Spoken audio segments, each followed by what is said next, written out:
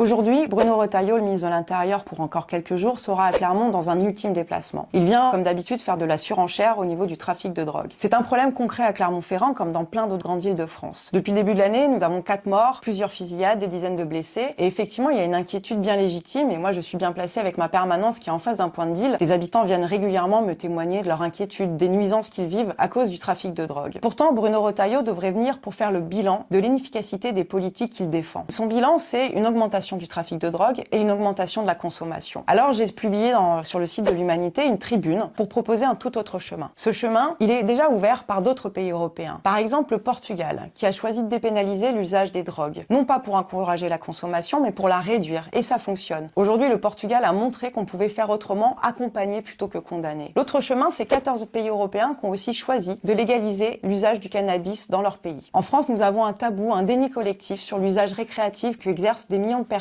dans notre pays. Il s'agit aujourd'hui d'ouvrir cette discussion et de pouvoir avancer. L'autre chemin, c'est aussi renforcer la police judiciaire pour combattre les têtes de réseau, le trafic international, le blanchiment d'argent. Mais c'est aussi rétablir une police de proximité au plus près des habitants et des habitants dans toutes les villes. Mais c'est aussi renforcer des services publics. Le trafic de drogue se nourrit de la pauvreté, mais aussi des enfants qui sont en danger dans notre pays. Il faut rebâtir une protection de l'enfance. Il faut une protection judiciaire de la jeunesse avec des moyens de fonctionner. Et il faut une école qui puisse accueillir, protéger et garder les enfants pour qu'ils puissent apprendre et s'émanciper dans la vie. Toutes ces solutions, je vais les donner à Bruno Retailleau. Évidemment, il n'en fera rien, mais de toute façon, le 8 septembre, il ne sera plus ministre de l'Intérieur. De notre côté, la France Insoumise, avec le groupe parlementaire, nous avons sorti un plan de lutte contre le narcotrafic. Je vous invite à le regarder et de trouver d'autres solutions parce qu'un autre chemin est possible.